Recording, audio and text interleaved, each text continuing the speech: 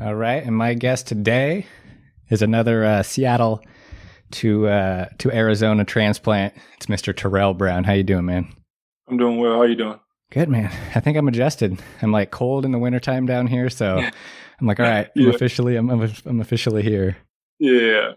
How's your adjustment been? Just like life wise, from moving from Um, Seattle down to here. I think it's been different. I mean, the sun's always out. That's the biggest difference. It's not as gloomy and cloudy.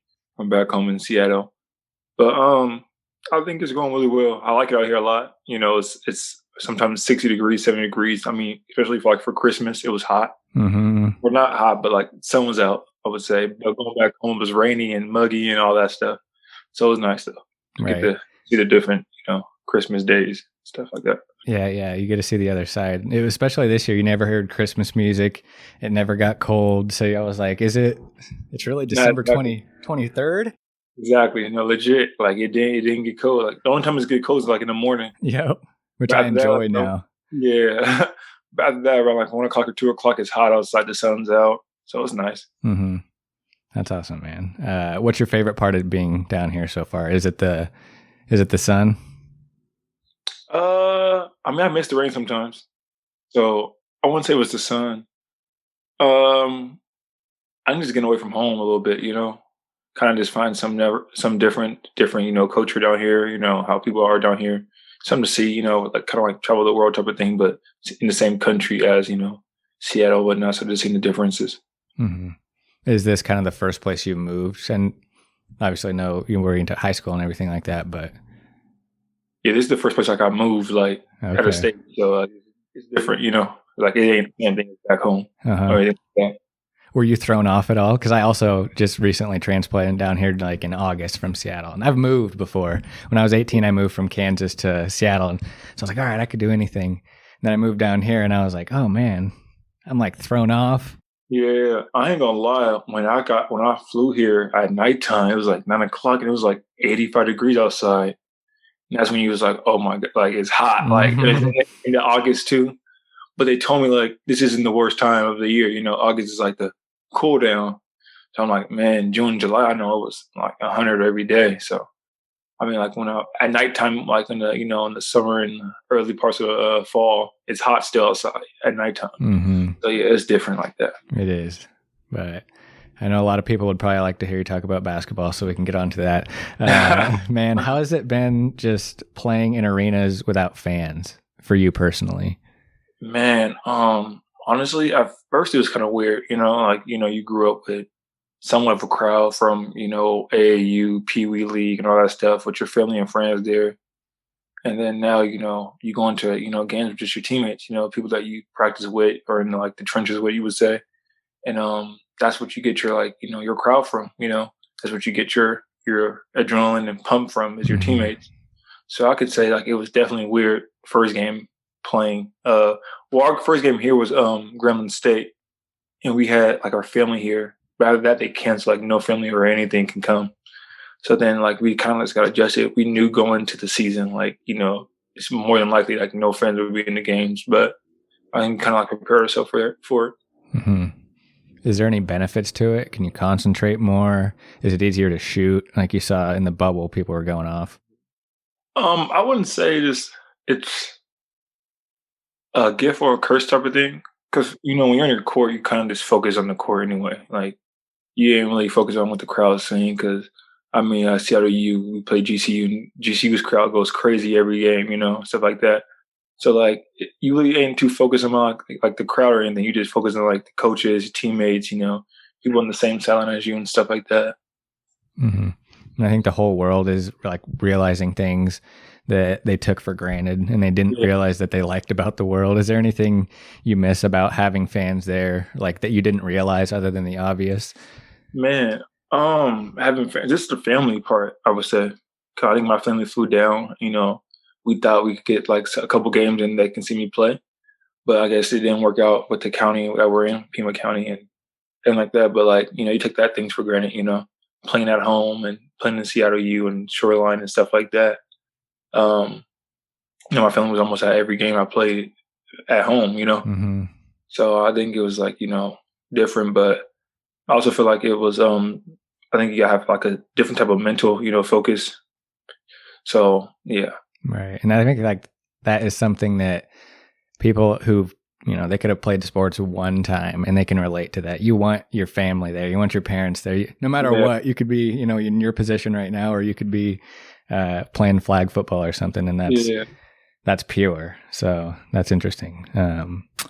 So man, just the last 4 games, I thought that'd be fun to talk about here as we go through some things. Okay. And then eventually I want to talk about your story as well. Okay. So UW got the dub, going back home to Seattle. So with all respect due to UW, their coaches and their players, what advice do you have for players or teams that are going through struggles? I think teams are going through struggles is,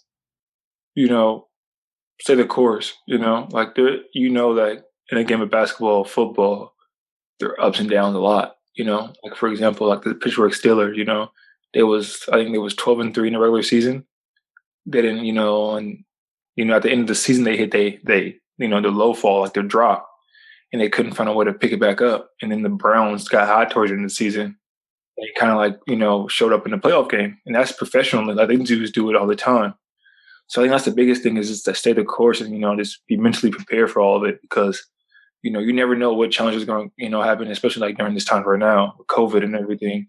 Like, I don't think the Browns had a single practice in 2 weeks, I believe they said. Mm-hmm. They came out, like you never expect that. And Pittsburgh practiced every single day. And that's what kind of something that Coach Miller told us too. Like, you never know what kind of curveball you're going to get thrown, but be prepared for it, That's just the way life is, So I think that's like the biggest thing, like, when teams are struggling and whatnot. That's awesome. Great perspective. So, is it cliche? Like when you say, oh, you went home to play, obviously if you're a fan, you're like, oh, these teams, we'll talk about it later. They didn't offer you. You never got any of these D1 offers, everything like that. So, if you're somebody like trying to get clicked, you're like, oh, he's going to go back and show them this and show them that. Yeah. Is that cliche to you? Is that play into it? Yeah, because everybody says that, but I only take it to like personally, like this. I mean, like it doesn't like affect me anyway. Like, oh, I'm gonna go back home and do this and that. Like, it's never been any like a love loss or anything because I just feel like I did what was best for myself at the end of the day, and like there's no grudges hold it. Like I am not the type of person to hold a grudge anyway. So like it is what it is, and you move on from it. Mm-hmm. That's a adult perspective, and man, you're doing great. So there's no reason to have any grudges. So yeah.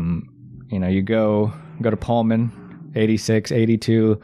Nothing big, just a double OT dub. Buzzer beater, nothing big. But I do, on a more serious note, want to mention, your grandpa died the Friday before when you were back in Seattle. So first of all, I'm sorry to hear that. Second of all, what would you like to share with the world about who your grandpa was? He's someone that will always give you the real, and like you don't really appreciate it until like the life lessons they give you until they're gone. Mm-hmm. And I wouldn't say we was close, but I wish like in a way you can be closer to somebody, and it is like this, they're hard on you because they want the best for you. Like they want to see you, mm-hmm. be better than what they are, stuff like that. And that's what my parents also like inherited me. Like they was always hard on me. They always pushed me.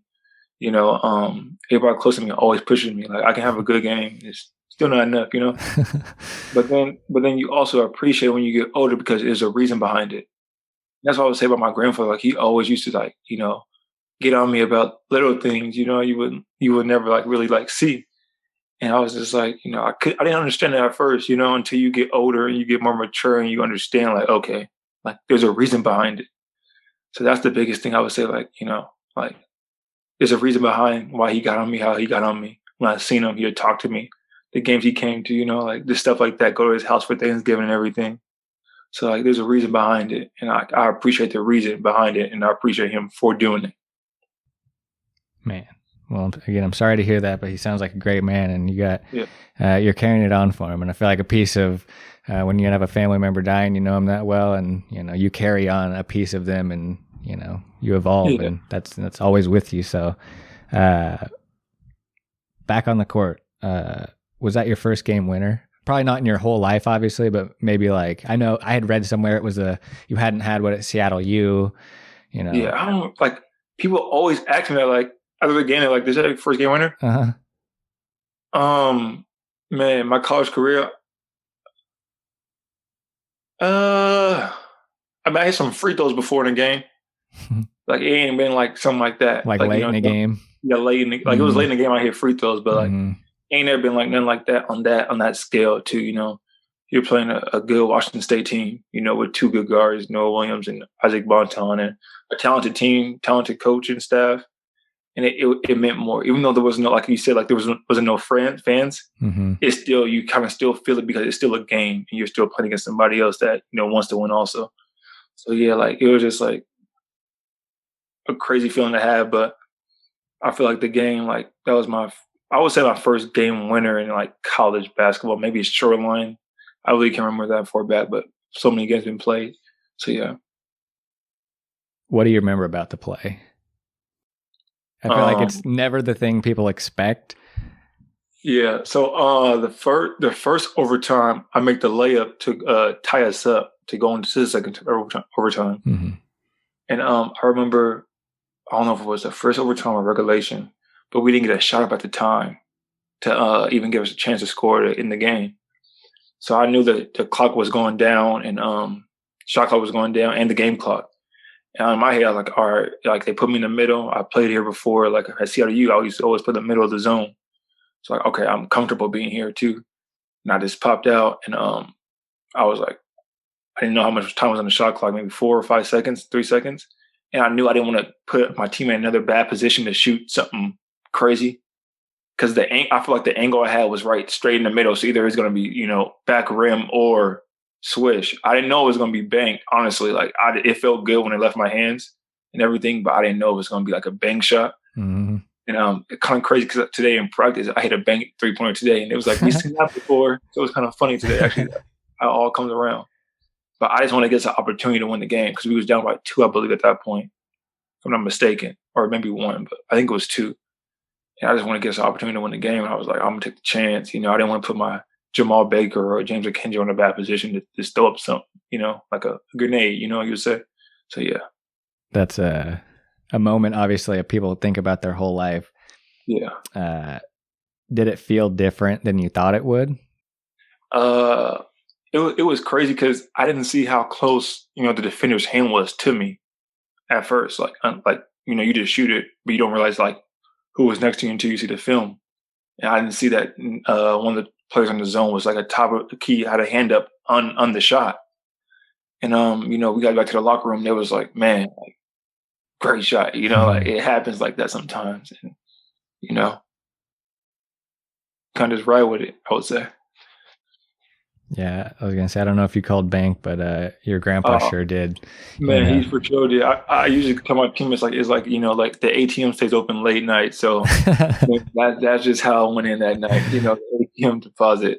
Man, do you, so just like thinking as we move on to different games, is great of a moment that is, like lifetime highlight, really, for sure. You go from that to, a couple losses as a team. So, what would you say you've learned from the last 2 games, or what are your thoughts on the last 2 games? I feel like when you get to, like, playing against a lot of pros, because UCLA has pros and USC has pros, Wazoo has pros, and you have I feel like every team in this conference, has a lot of players that are really good, that can be professional players. You got to have quick turnarounds. You can't be too high on the moment of winning that game, and then come out and play USC, which has a talented big man of the Mobley brothers, that are really good. And there's a team in general, a really good team.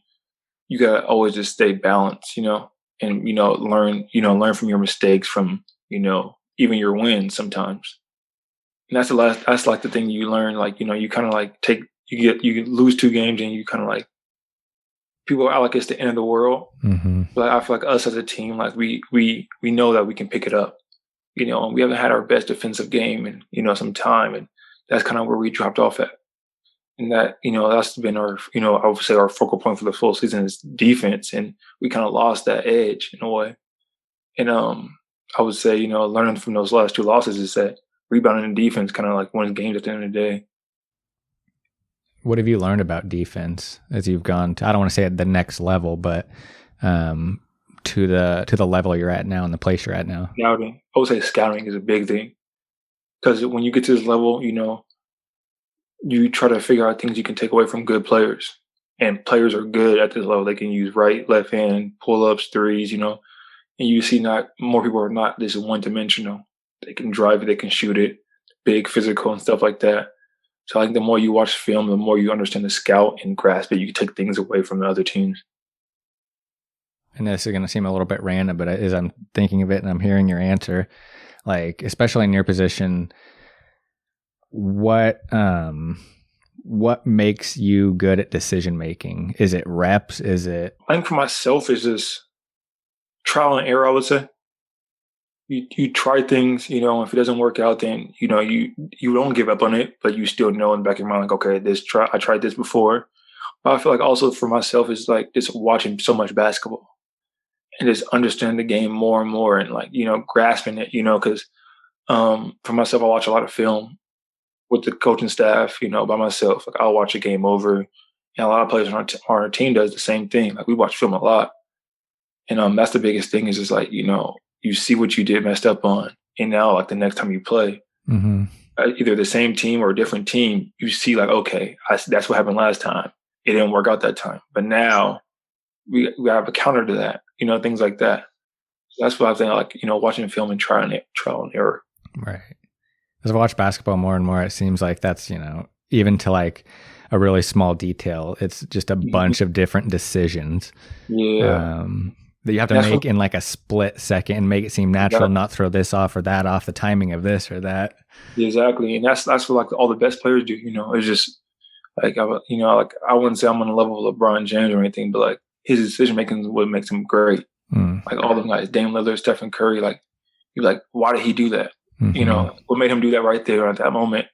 And I watch a lot of Gilbert Arenas on his podcast, and when he talks about basketball, because his IQ and his mind of the game of basketball is out of this world, but it all makes sense. And it's kind of crazy because people were like, Gilbert Arenas was, I don't know what people say, like a bad dude or whatnot. He's out, out of control.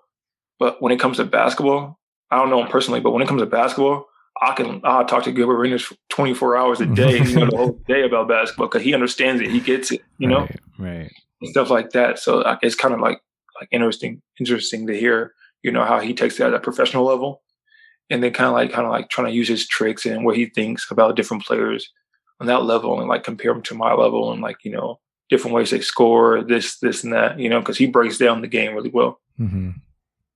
And I don't want to like start an argument between like the generations and stuff like that. And I don't even really want to name players because I don't want to get anybody in trouble for rules or anything. But do you see, especially with like this last draft class, and you could even say from the Pacific Northwest area, like they seem like they've adjusted to the NBA quicker than sometimes we've seen in the past, certain players in the last few years. Yeah.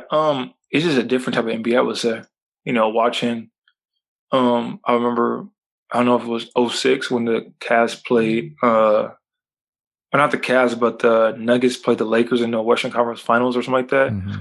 That game was more like, like two big man traditional game of basketball, Now it's like, you see, Anthony Davis be a center. He can be listed as power forward center. LeBron, Draymond Green, all power forward center or small forwards and stuff like that.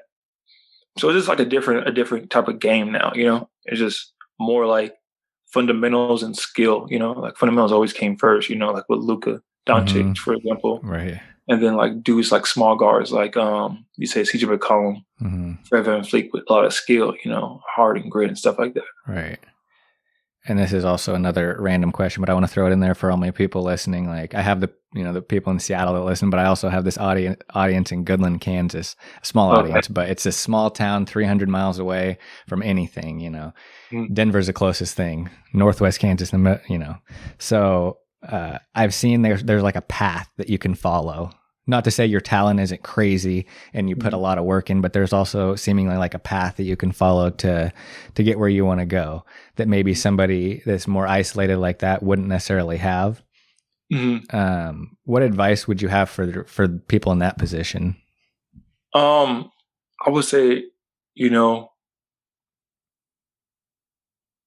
find a group of people that truly believe in you, and I also feel like if you really want it as bad as you say you do, then you're gonna find a way to get it. Because, like I wouldn't say like, people I know that wasn't in the biggest, country or state, or even city, they figure out a way to, have that drive to get where they want to get to.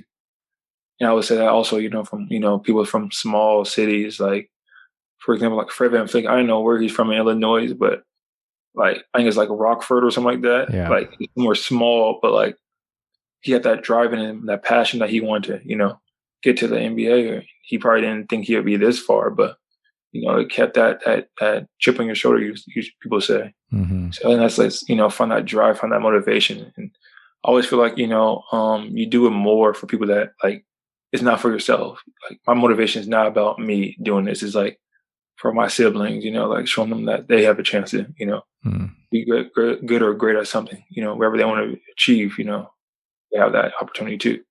When do you think that evolved for you? Was there a moment, or did it slowly evolve to, as you got to these higher and higher heights, kind of realizing that? I would say I probably would say at Shoreline when I, made the decision to go to, junior college. A lot of people was like, what are you doing? You could have went to Western Oregon. They was top. I think they made out won a national Division II championship that year prior to me getting there or whatnot. But I just feel like, you create your own path. You don't want to live in like somebody else's shoes and, blame somebody else for, the decisions you make in your life. And that's what I feel like my situation was. Like, I didn't want to like say like, for example, like, Dad, you told me to go here and it's not what, I expected it to be. Like my parents never like made a decision for me. Like from any school, from Shoreline to CLU to Arizona, like my parents always never like said you need to go to this school, or I won't. Like that's never been an issue for me.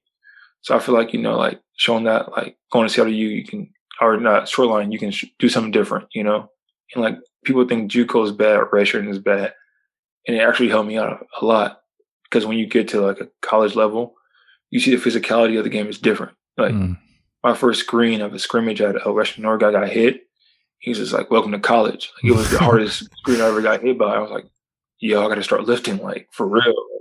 This isn't a joke, So yeah.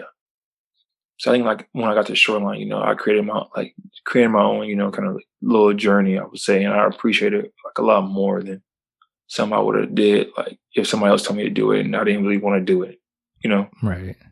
And not to like sum up your journey just in like a easy little thing here, but it seems like you face some decisions like, all right, I could go with some instant gratification or, trust my gut and follow the long-term path. And, people are like, you're going to say, be like, what are you doing? You have this talent. You could be doing this. Yeah. Has that always been you? Yeah, it's always been me, like playing at U basketball for Rotary and whatnot. And, I never got, I would say like the looks of, top Division I schools or whatnot. And for me as a person, like I'm not going to be the dude like upset that, one of my teammates got, offered by this school. I'm happy for you. Cause I always know, like, I was always taught like the cream will rise at the end, And as long as you stick to your script and stay the course, that everything's going to, be straight for you, And, that is the biggest thing. Like, I'm happy for you because I'm going to meet you there one way or another. I'm going to see you right. We're going to be right there together, And that's what kind of been my whole journey, just I'm going to see you right there. I'll be there one day. Like, so yeah. Man, that's beautiful. I really, really like that a lot. We always have to mention Garfield, of course. If you were explaining to someone who didn't know, what would you tell them about playing basketball at Garfield? Man, legacy at Garfield High School. All the talent from musicians to football to basketball to soccer, just the school in general is just a rich culture, And I was, I guess you could say I'm biased, but it's the best school in Washington and Pacific Northwest, and man, the memories, you always keep them in the back of your mind, all the friendships you make and stuff like that. So that's what I would say, Garfield is to me home, I would say.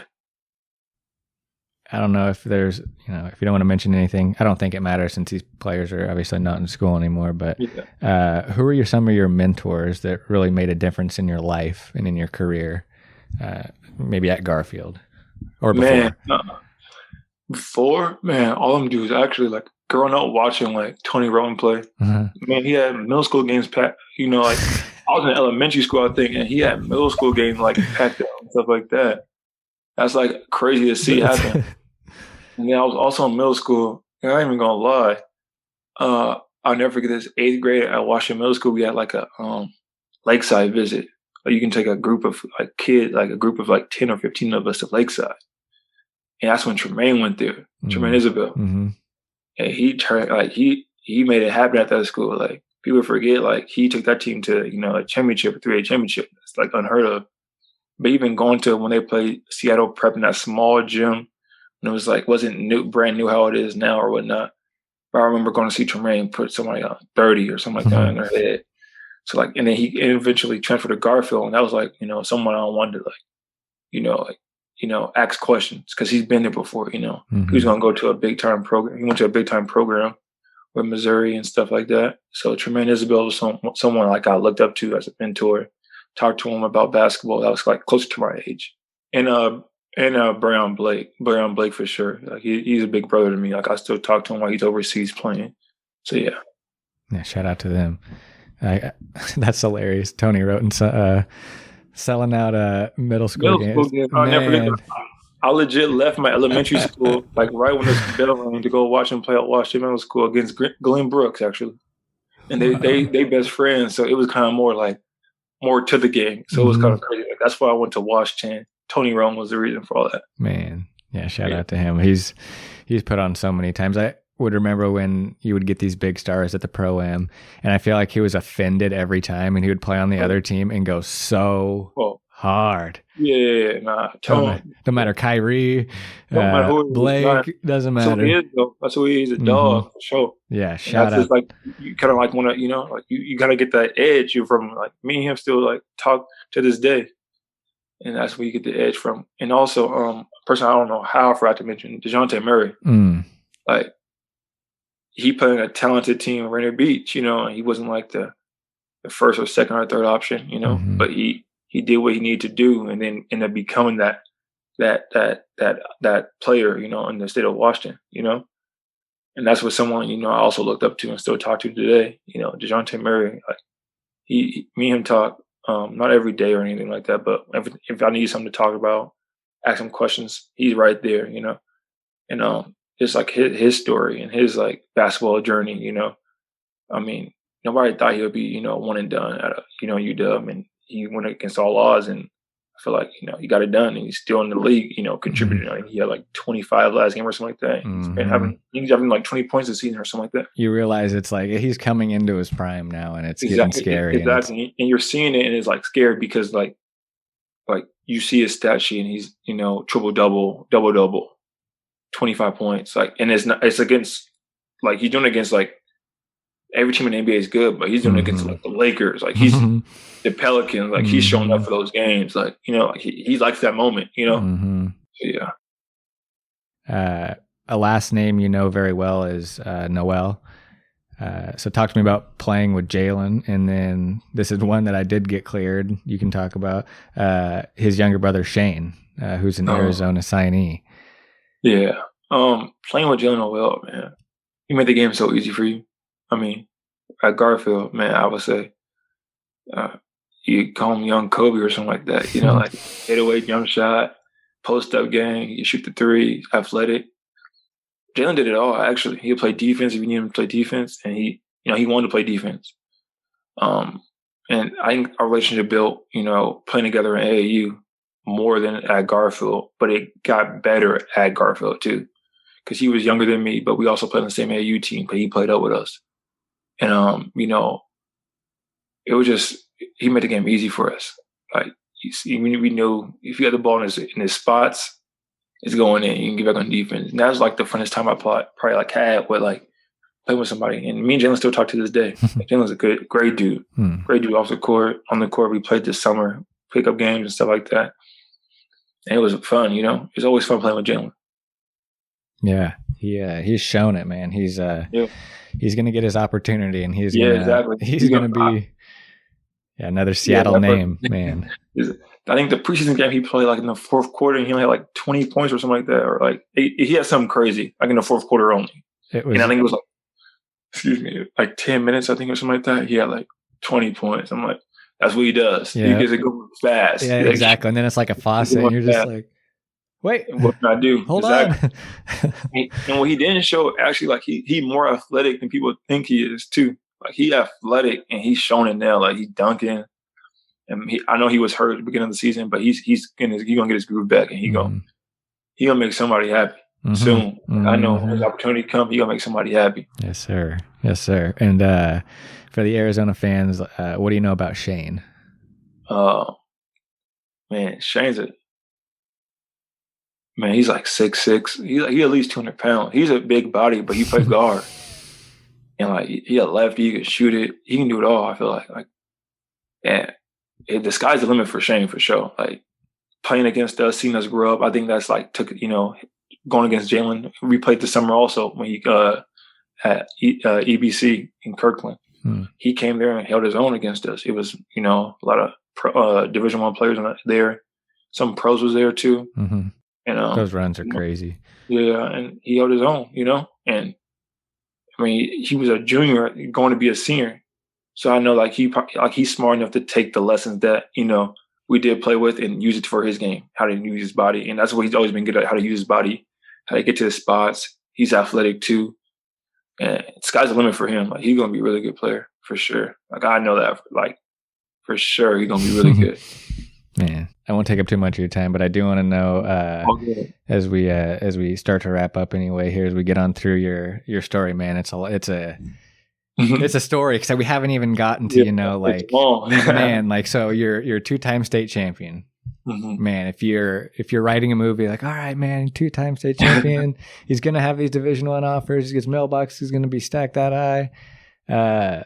So you didn't have any Division I offers as things came to be. So talk to me about your feelings at the time, when that was happening. Well, you get the image of like, of those things, like, you see, like, that's your dream, you win state, you get the whole team gets awarded more than like, somebody that averaged 25 points and, doesn't win anything, and sometimes the ball drops like that, and, before, I would say I was like upset, like, dang, like, what am I doing wrong? Like, am I not a good player or whatnot? And it was just like, my opportunity was at that time, like, it wasn't my time to, get the offers yet or, score the ball or whatever, I knew always it's going to be a long journey for myself because the way I played, it wasn't flashy. It was more of a, like, he knows what he's doing. Like, it wasn't flashy at all, but he gets the job done. I would say like, he's a player that just gets the job done. Doesn't do a lot of moves, doesn't do a lot of all that. He just plays basketball. He's a glue guy. And that's the thing. People, I feel like in basketball, don't appreciate those dudes a lot more until they're gone. The glue guy that keeps the team intact, that doesn't care about getting a shot off. But as long as the team wins, he's fine, And you kind of see that more and more as, you get older and like wonder why like PJ Tucker's still in the NBA. Like, he doesn't score a lot of points. He defends. He talks. He makes sure everybody knows, communicate. He played the center at 6'5". Draymond Green's in the NBA. He's a glue guy. Like, you understand like why those dudes are in the NBA because like they don't need the accolades of scoring 30 points a game, 20 points a game. They just their success is based off team success. Right. You know, and those dudes are getting appreciated now more than ever. You know, and I just feel like, you know, at the time, you know, it wasn't my time yet. Right. And that's, man, I relate to that a lot because it's, you know, there's things you can do that are, you could have played a certain way that you're like, all right, I'm going to get my stats up. I'm going to do this. I'm going to invest in myself. I'm going to market myself this way, that way. Or you could have done like what you did. And I feel like, you know, you could apply that to like my favorite band who, you know, they could have done this or they could have done that. And they could have, but they were like, no, you know, we're going to actually just write really good songs. We're going to, you know, try our best, you know, because we actually like doing this thing. We don't like the things that come with it. Like we like doing this thing with it. That's me with podcasting. So man, I love that. But it is like, it is trying at times. Yeah, go ahead. I would just say like, you know, like you said for the band, like, you know, eventually you get to a point in time where you got to take your own chances, you know? And I feel like that's what I did, you know, with my journey, you know, like coming out of high school, you know, wasn't highly recruited, wasn't recruited really at all, to be honest. Division II schools wanted me, you know. I enrolled in Western Oregon, but then I decided to leave and use that year as a redshirt year and then go to Shoreline. And, you know, I found, like I said earlier, like a group of people that believed in me. With Mark McLaughlin, Aaron Skeen, you know, it was like, you know, we believe in your skills, you know. I just want you to be able to, you know, put them on display, you know. And then I think that's just like, from that moment, I just took off. Like, I just needed an opportunity to show them, like, you know, I can be a glue guy. And that's the beauty of my whole thing. Like, I've been in a situation where I had talented teammates, you know, and I also been in a situation where I was like the man of the team. So like, I know how to, you know, play a role if I need to. And if you need me to do something else, and I know how to do that also, you know. So I feel like that's like when I really took off was Shoreline. And, you know, I was in the gym a lot with Mark McLaughlin and Hakeem Stewart lifting. And, you know, and Stewart, man. Yeah, Hakeem Stewart. Man. Yeah. Yeah, Hakeem Stewart, man. He was one dude, you know, another dude, you know, I forgot to mention that I look up to, you know, a mentor. Because me and him talk on more of a personal level, like that's my big brother, you know? And like me and him was working out at his dad's gym, lifting weights every day for like a full year, like running the sand, hills, all that. And like in the back of it, of the gym, we had like a gravel. And he made me run splits in the gravel, like with shoes on, with parachutes, higher jumps, all that. And I knew, like, you know, he's like, because he was a good high school player. Like he was not McDonald's All-American, but like he had the House of Hoop highlight at the he was like one of the little tiny dudes that was there with Cheyenne Wilson that also played for Cleveland. And he was like one of the dudes that, you know, had all the offers, Seattle U. His brothers went to Kansas. He had offers from Kansas, UW, and he decided to go to UW. But like me and him talking on more of a personal level, just, you know, life, you know, and it's not always about basketball. And that's like the biggest thing. But I would say back to the story of, you know, Shoreline, I found a group of people that believed in me with Mark and Coach King. And then, I mean, my teammates, they like, I always, you know, like it's cliche. People say it's cliche to give credit to your teammates, but all those dudes I played on the team with, like, we actually like built a great brotherhood and a great bond that even to this day that we can talk, and they wanted to see me succeed. You know, they seen in practice how hard I worked, even in the games there. You know, I think my first game I had like 51 or 52 points, and then it was like, yo, like whatever you need us to do, you know, we're going to do it for you. You know, like because we can see so much potential in you. You know, and that's the NWAC. And I still talk to this one dude that was at Western Oregon with me today. I talked to him actually yesterday. He's like, yo, bro, I'm so proud of you from coming from, you know, the NWAC, you know, to, you know, Power 5 is unheard of in a way, you know, like people don't do that. It's not normal. Right. It's like one, you know, you would say maybe 1 in 1,000 or whatever the odds are, you know? I was like, man, I appreciate you because even though, you know, we had that short amount of time at Western Oregon, I appreciate you, you know, because there's things you taught me because he was older than me. Him and Nikhil Reese was like older than me, but they was also like my brothers to me because like, they was the ones that, you know, talked to me when I first got there, and you know, we built that bond. So yeah, so I just feel like, you know, going to Shoreline, I had that what did I say? People that believe in me. Sorry. Right, man. And that's powerful, and man, that's it's so funny that we've gotten this far, and it's like the thing I was going to talk to you about mainly was like your story is so unlikely. Like it doesn't happen. And, you know, if you're looking back on it, you know, it's not over. Obviously you're catapulting yourself to higher and higher levels. But if you look back on it now, you know, why was it possible? Why did it work out the way it did? Man, honestly, I think it was God. God just like showed me, like gave me a vision that, you know, like it's cliche, but like nobody could see. You know, like I knew I was good enough, but like the situation that happened was like perfect. Like it can't be any perfect than it has been for me to get, for 4 or 5 years, from going to Shoreline to like, you know, walking on Seattle U. Yeah, walking like, on at Seattle U. Averaging 30 at Shoreline, and still, I don't want to, you know, it's cool to talk about now, but you know, no D1 offers after that, right? Yeah, and you still kind of like question yourself, but as long as you know, like, you know, your journey is far from over, and you believe in your own journey is going to be like that, like so, like, you know, like you said, average 30 at Shoreline, which is like, I think me and Mark might have had like the scoring record or something like that, which is kind of cool, but average 30, go to Seattle U, you know, as a walk-on. Not sure if I'm going to play at all, to be honest, because my first scrimmage we played a school in LA, and I didn't play that much. So I was like, dang, like, you know, did I make the wrong decision coming here?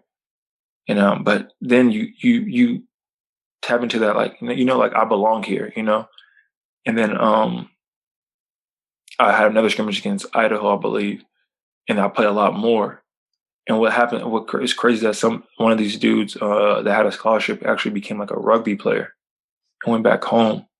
So a scholarship opened up, but I didn't really know too much about it. So, you know, you just keep playing basketball, and, you know, you keep, you know, coming in with like the level mindset, you know, being be able to be coachable, you know, be a teammate to people, because, you know, you're waiting for your opportunity, and it's just not right now. Until we had one scrimmage, like a couple of days before we played Stanford. It was kind of crazy. And I would say that from all my coaches, they all gave me an opportunity, from Ed Haskins to, you know, Rotary. I mean, I can say something for Rotary, but Jim Hayford really gave me an opportunity. Like, he was like, you know, we had a scrimmage, and I had 30 in that scrimmage. And he was like, you know, I didn't get, you know, like, I'm not a person to back talk coach, or I'm a coachable player, you know, I'm competitive, I want to win at the end of the day, because that's all I came from, is a winning tradition.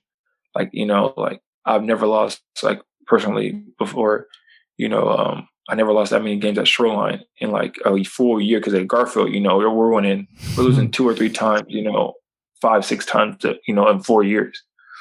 So I just want to win games. And Coach Hayford just, you know, was like, you know, we're going to start Terrell against Stanford. It was like, you know, eye opener, like, I belong here now, you know? Before you can say like 3 weeks ago, I had doubts about, like, you know, do I really belong here? Like, did I make the wrong decision? Should I stay 2 years? But as long as you keep going and stay the course, like I said before, opportunities open up, you know? And I guess you can say that I seized the opportunity for what it is, you know? And I think from there, you know, playing with Coach Hayford and Coach Curb, all them guys, you know, they kind of like believed in me. You know, I found another group of coaches that really believed in me, from Coach Vic to, you know, all them guys, you know. And, you know, there wasn't always good days, you know, like every day ain't going to be the best day possible. Mm-hmm. I can also say, like, you know, like we always found like a middle ground, like, you know, like, I'm going to help you do this. You know, I'm your coach, but I want you more as a human being. Like, I love you more as a human being than you become a basketball player. And that's what they always show me with love, unconditionally. I can have 0 points. They'll love me the same way tomorrow. After the game, they love me the same way. So, like, it didn't really, like, you know, think too much of it. Man, I love that, because it's a lot of time, you know, I tell people this is a basketball podcast, but you listen to the actual content of it, and this is a person podcast. You learn about, you know, what you're going through as a person and what your life has been like as a person. And man, it's awesome. And just, I think a good point to talk about too is, you know, as you start to get finally in your life the attention on the recruiting scene that that you had missed out on. What were your feelings on it as it finally came? I don't know how it actually played out, but yeah. So, I decided to, grad transfer, so graduate from Seattle U, and that's always been Hafer's number one thing. Regardless of basketball player, you gotta make sure you graduate college. That's why I respect him more as like a person more than a coach, because not many coaches like want to see put you in position to graduate, knowing you might leave a school. But Hafer called me maybe about 2 or 3 weeks ago. Called me, check up on me. I love you, and that was it, because I know like our relationship is more genuine than just basketball. It's more of just a life. Like I think my biggest thing is like I make a lot of personal connections, people, and that's also goes from someone that's close to me is Romeo Witherspoon, which helps me. Like I talk to him like another mentor. He worked for the Lakers, a chaplain for the LA Lakers. Okay. Last year, so like we talk more of a spiritual level. Him and Danny Cage, and they helped me a lot. Just guided me, advice I need, how to handle different situations and things like that. And I think just like having that, Seattle U, I guess degree means a lot more than playing basketball, because with that degree, nobody can take it from me, and we can see like, having like how the world stopped when sports stopped, and like, people didn't know if basketball was going to start up or not. Having a degree that, I worked my, my tail off for that, and then, finishing school, and then, you kind of like reap the reward after, you did the hard stuff, because people didn't know I had to pass Spanish class in the summer to actually get like, like admitted to, a school or whatnot. And, that was probably the hardest thing I ever had to do was pass a Spanish class. It was like two Spanish classes. And I think Seattle U has one of the hardest programs like ever in Spanish. It was like crazy hard, but I passed it. And, the recruiting scene was, you like you would say like as a young kid, you like it, coaches calling your phone and all this stuff. But then like when you get older, you really don't really like care for it, because then it's like you gotta pick up the phone for everybody. Like, so I feel like that's like why like like my decision was like to kind of this time, but also wanted to focus on school to make sure I did graduate. So like to have the opportunity to commit to the school. But I mean, you like it's cool to have the phone calls and talk to the coaches, but it ain't all what it is, because when you don't pick a school, they go right to the next person on the list, So it's kind of like, it's fun, it's cool to have, but I didn't really care too much about it. Yeah.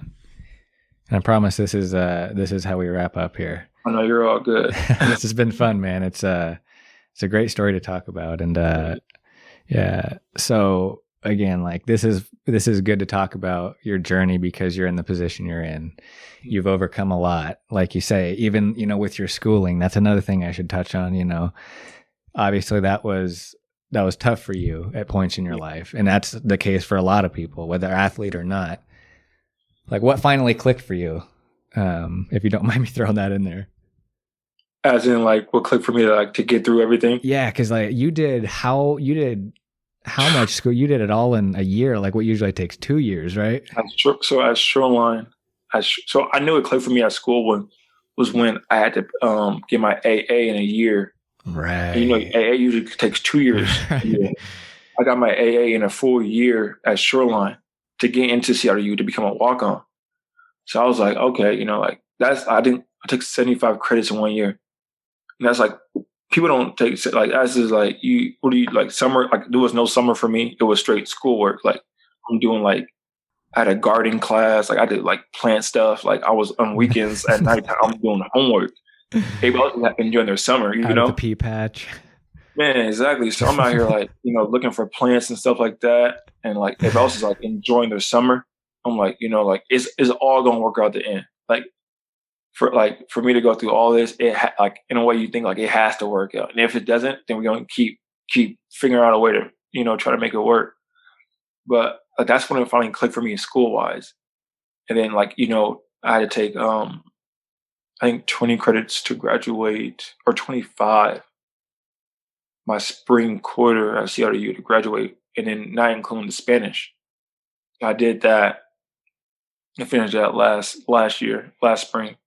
And I just feel like, everything clicked for me at the right time, like just the things I went through, like this, my mindset, staying the course, I think I kind of took it from, I think Deion Waiters or Fred VanVleet. I don't know which one made it up, but it's like betting yourself, and double down, And I feel like my whole life, I just always believed in myself, believed in my skills. And, I'm not going to believe, like, bet on somebody else, even though, it's, against the thing. But, like, if I had to pick between myself and somebody else, I'm going to always put the whole house, check or whatever you want to call on myself. And I feel like that's been my journey, just betting on myself the whole time and, standing by it, no matter what it is.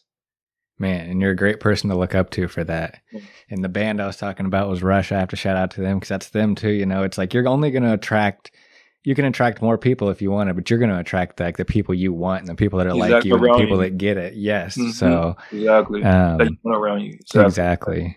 So now that you're in the position you're in, you can talk about, facing doubt because your journey, you've been confident throughout and measured and chill. And that comes through as like who you really are. Yeah. But I'm sure in your darkest moments, you probably face some doubt. For people who will face doubts through in their career, basketball or otherwise, what advice would you have for them? I think it's kind of like cliche to say, but like I think you always go with a decision that doesn't make you comfortable. Even for myself, it's hard to go with those decisions to make you like that you're not comfortable with, that you don't know what's on the other side until you actually like go through it and see what's on the other side. Because you can always take the easy route, but then I feel like you don't appreciate it more. Like I appreciate my journey. Like I'll take my journey over anybody else's journey because I've seen so much different things. I've been through so much different stuff that, isn't talked about or whatnot. And it helped me out become a better person, And now I'm not even talking about basketball, Basketball is something to, I guess you can say, escape from all the other stuff, all the other doubt. But I feel like, the journey I took, helped me escape, and look at different scenarios. Like you said, like being a good decision maker isn't only just on the court, but I feel like it's also off the court and making decisions for yourself, Mm-hmm. Man, it's been a blast, man. You're as solid off the court as you are on the court, in my opinion. So thank you again for making the time, man. You've gone above and beyond, and I've just enjoyed connecting with you. For the people who are listening, the people who went to your games, the people who've been to Shoreline, the people who've been to Seattle U, to Garfield, to now to Arizona, what would you like to say to them as we wrap up the podcast? Man, I just think for myself and for everybody else, just keep believing in yourself. You can have that doubt in your mind, but I always, get these motivational quotes in the morning. And it was on a Monday and it said, confidence is key. As long as you're confident about what you do and who you are as a person, nobody really can tell you anything because it's what you like. So I think like the biggest thing is, bet on yourself and double down, and confidence is king. So yeah. There it is. Terrell Brown in his own words. Man, I appreciate it. And I look forward to watching your journey. You don't have to throw any Spanish in the end here, but I think it would be yeah, some of that cramming, you know how that works. Yeah, I crammed all that. I don't remember none of it. I was like, yo, for the 2 hours I needed to know Spanish, I do it. But after that, I'm like, yo, my head hurts. I have a headache. Yeah. So 75 credits later, there you go, man. We will we'll talk to you soon. Thank you. I appreciate it.